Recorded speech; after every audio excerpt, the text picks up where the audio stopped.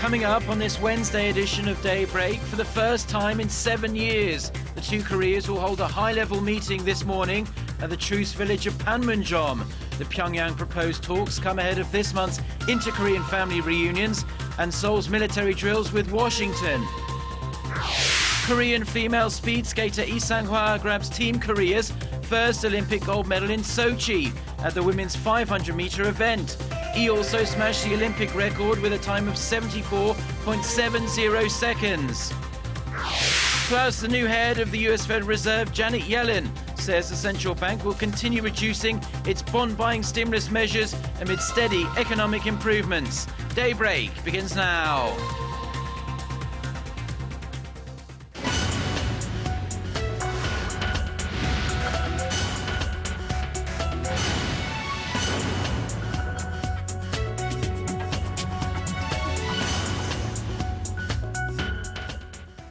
You're watching Daybreak on Wednesday, February 12th. I'm Cheong in Seoul.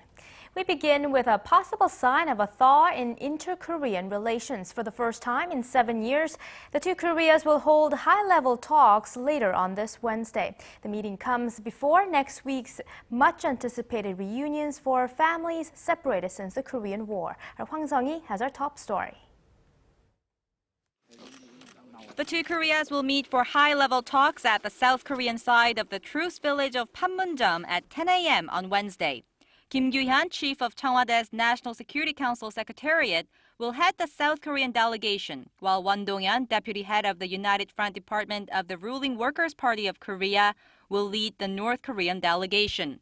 South Korea's Unification Ministry said a wide range of pressing inter-Korean issues will be discussed. There are no fixed agenda items for the meeting, but both sides are expected to discuss key issues, such as the upcoming family reunions and whether the reunions can be held on a regular basis. North Korea may bring up the upcoming joint military drills between South Korea and the United States, scheduled to begin in the last week of February. Pyongyang had earlier threatened to reconsider its previous agreement to resume family reunions should Seoul go ahead with the key resolve exercises. The North has yet to make any moves since South Korea announced the dates for the military drills earlier this week. The Unification Ministry said the high-level meeting was proposed by Pyongyang on Saturday and that it asked for a representative from Seoul's presidential office to attend the meeting. The two Koreas had agreed to hold a round of high-level talks last June, which was cancelled at the last minute. Hwang Sung-hee, Arirang News. Former Japanese Prime Minister Tomoichi Murayama arrived in Seoul Tuesday for a 3-day visit amid sour relations between Seoul and Tokyo over Japan's hardline nationalist moves. The 89-year-old former Japanese leader, who apologized to victims of Japan's colonial rule and wartime aggressions while in office in 1995, met 3 Korean women forced into sexual slavery by the Japanese military during World War II. It was the first time a current or former Japanese prime minister has met with the sexual slavery victims.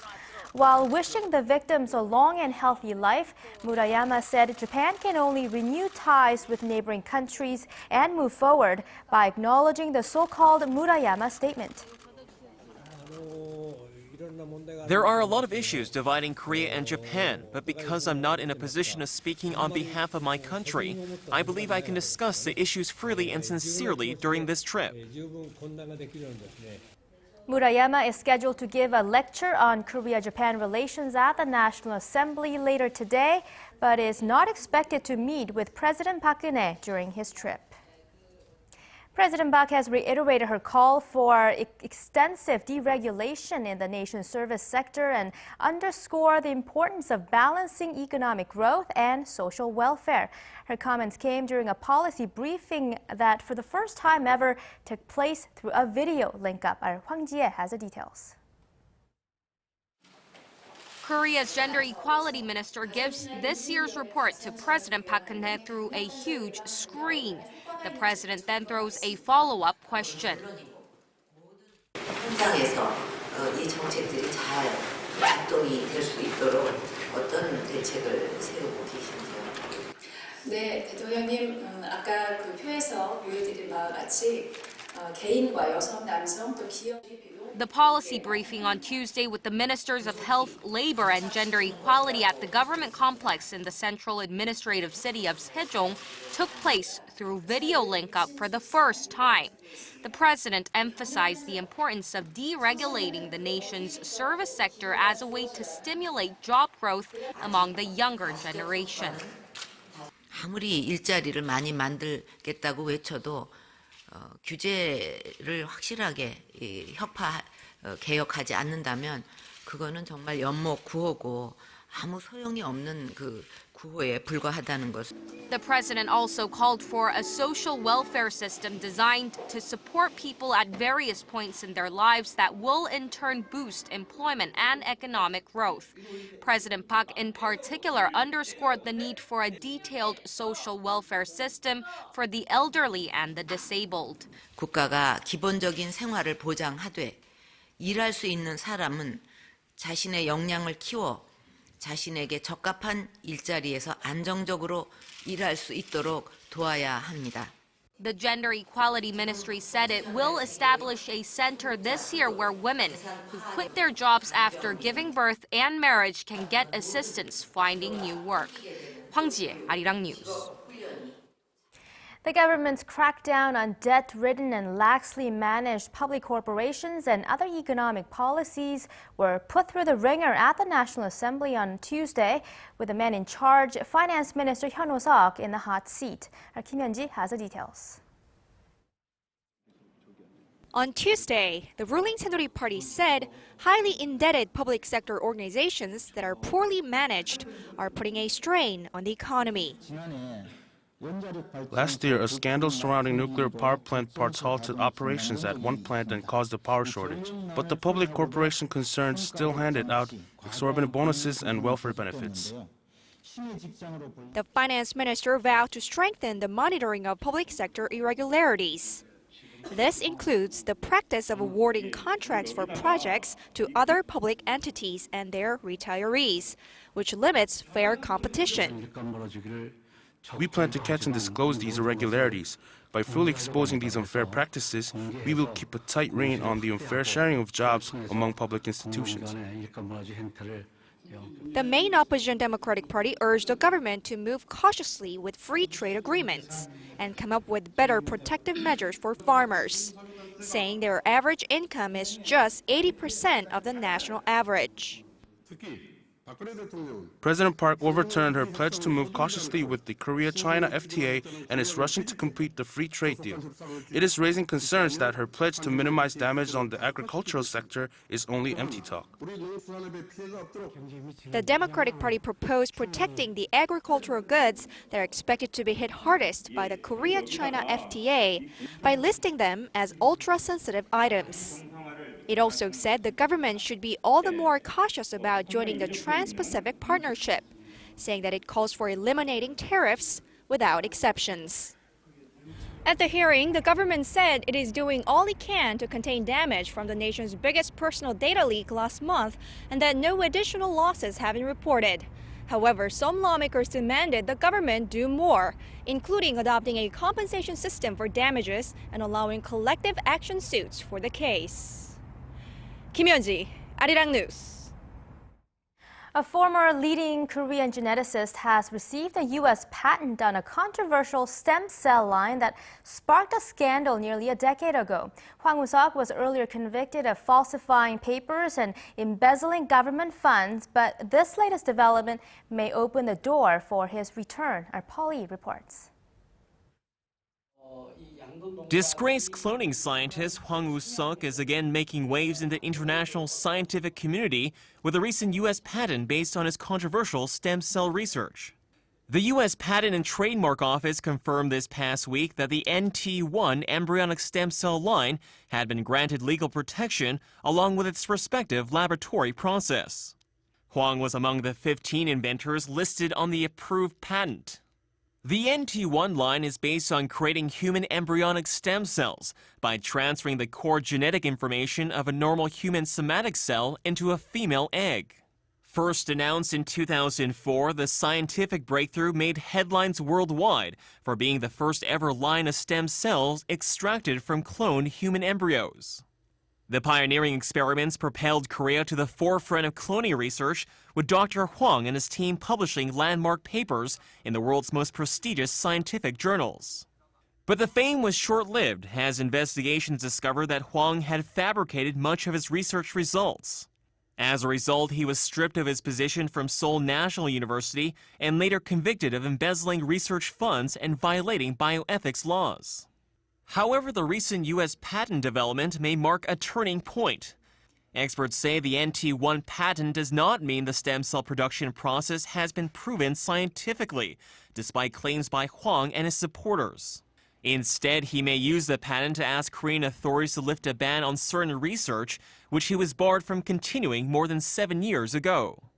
A veterinarian by training, Hwang now leads the Suwon Biotech Research Foundation in Gyeonggi-do Province, focusing on bioengineering work with animals. Though Hwang's fall from grace tainted Korea's scientific reputation, some say the scandal raised public and government awareness of stem cell research. Korea currently has more stem cell treatments than any other country in the world. Paul Yi, Arirang News.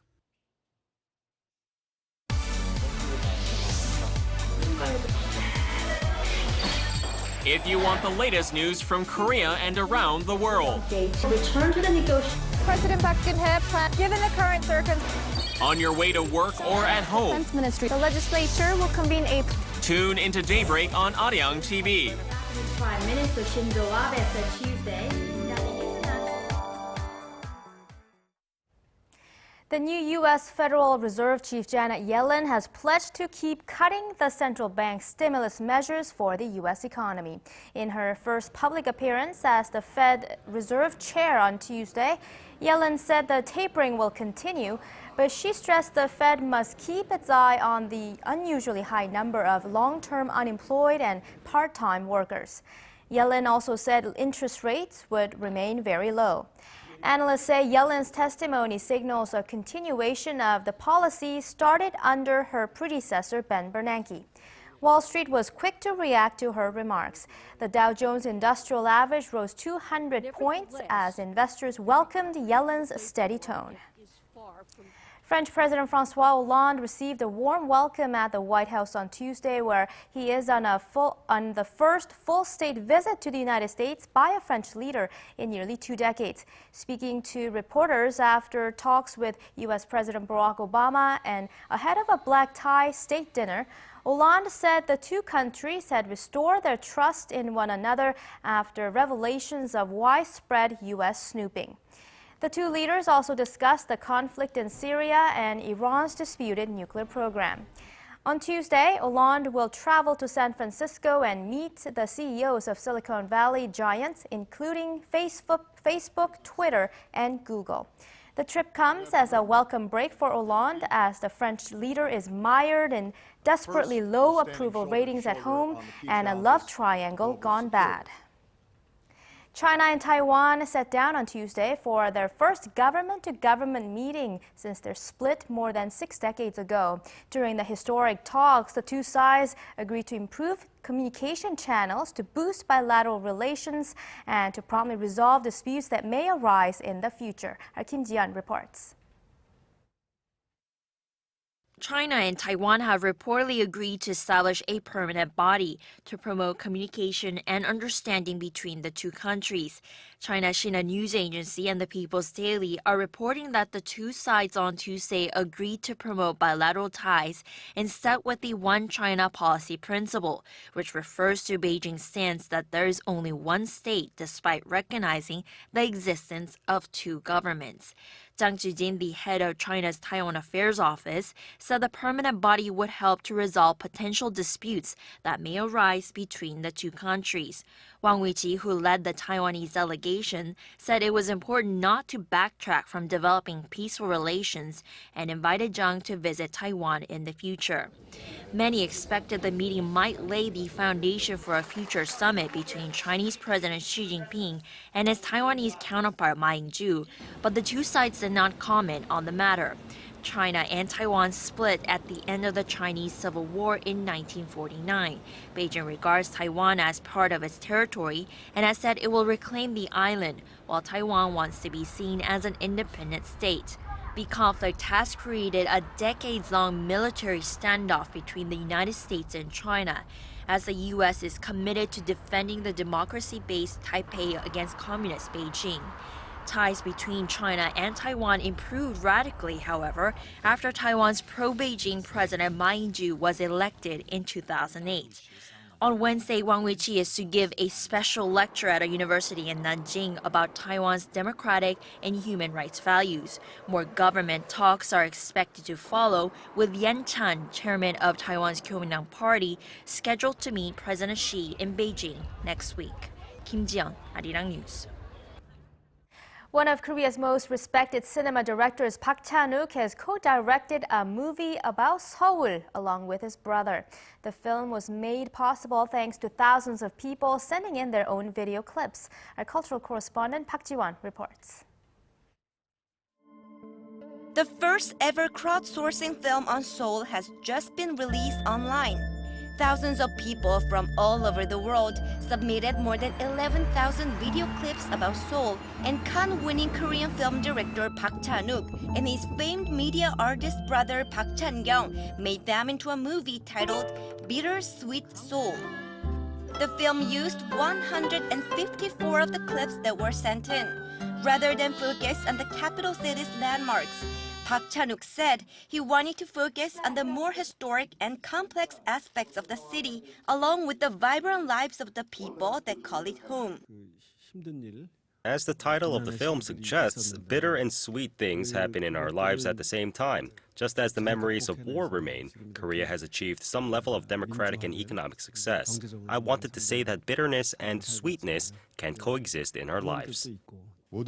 I think the song that appears last in the film, the traditional Korean song Shimcheong-ga, represents the film's hopeful message.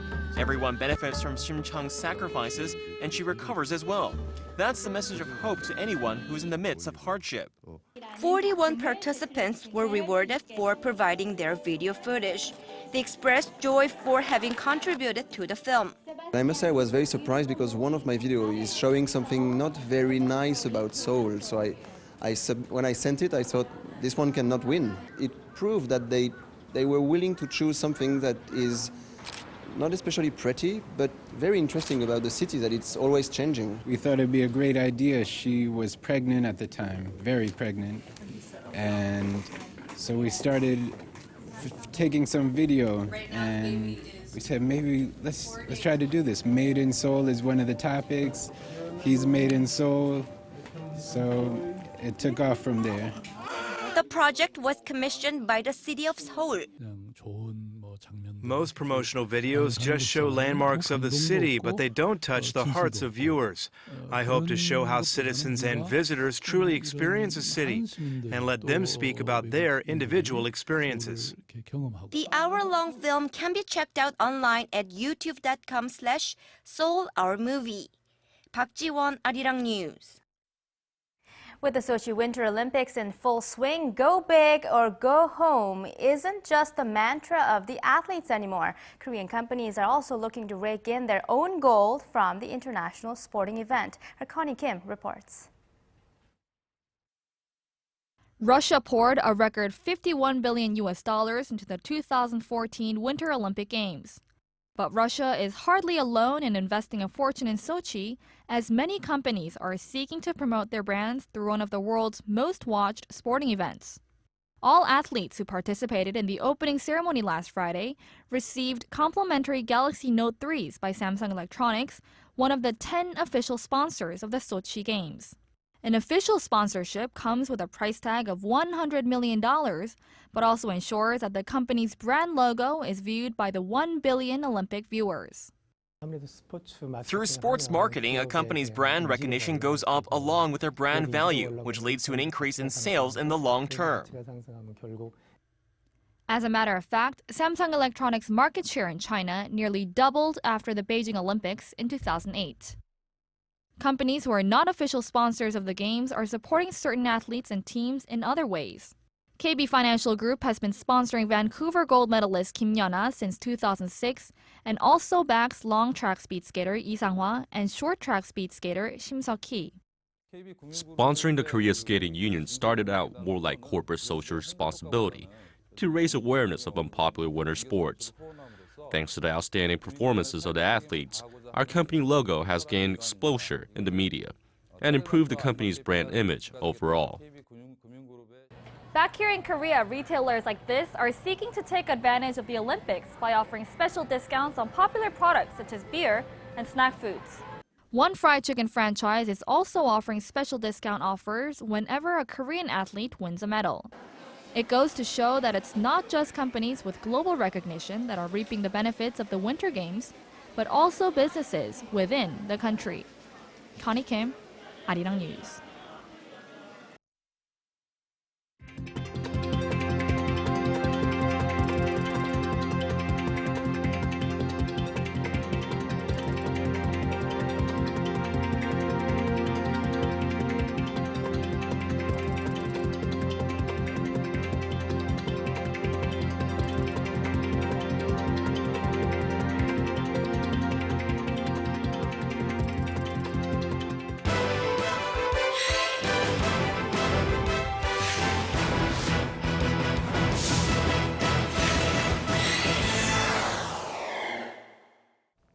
And a golden Wednesday to you all as the nation stayed up till late hours to watch South Korean speed skater Lee Sang-hwa compete for the 500-meter women's speed skating event. And it was all worth it in the end. Now with the pressure on her to win Korea's first medal in Sochi, she finishes the first race with the final time of 37.42 seconds, good for first place after the first race. But in the final race, the Vancouver gold medalist turns on her gears and sets a new Olympic record with the final time of 37.28 seconds, winning her second straight Olympic gold with a combined time of 1 minute 14.70 seconds, which is another Olympic record. It's Korea's first medal in Sochi as she becomes the first Asian to win 2 straight gold medals in the event.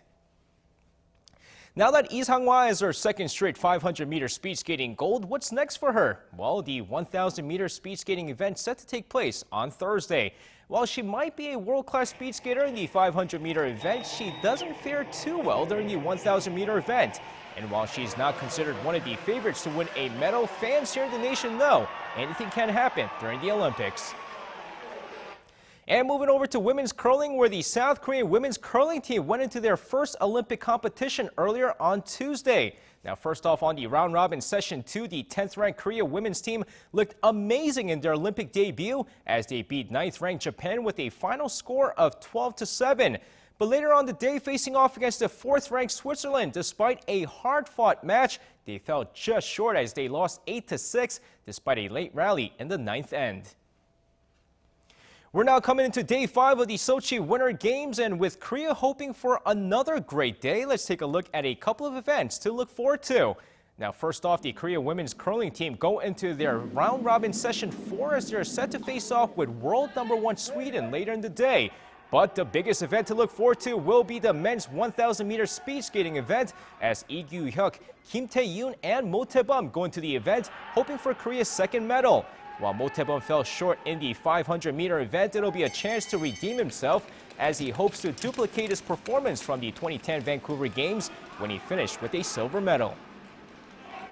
All right, let's finish things off by taking a look at the medal count after 4 days of competition in Sochi. Of course, taking a look at the chart here, looks like Norway is back up on top as they now have 4 gold medals, 3 silver, and 4 bronze for a total of 11 medals. Canada drops to second with a total of now 9 medals, with U.S. remaining in top 5 with 2 gold, 1 silver, and 4 bronze. Meanwhile, Korea breaks the top 10 ranking, adding their first gold medal thanks to Lee Sang-hwa. And that's going to wrap it up for me. This has been SJ. Have a great rest of the day and see you guys again for your sports needs.